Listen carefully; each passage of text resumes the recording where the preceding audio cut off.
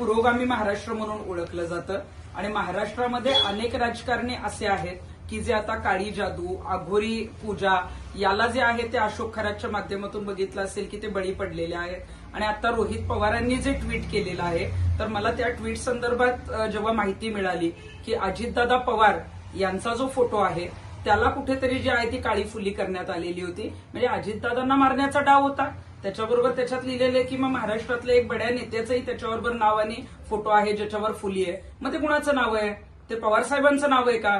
आणि मग पवार साहेब आणि अजितदादा पवार हे एकत्र येऊ नये म्हणून अशी कुणीतरी काळी जादू करत होतं का? कोणी अशा पद्धतीनं जे आहे ते अघोरी पूजा करत होतं का?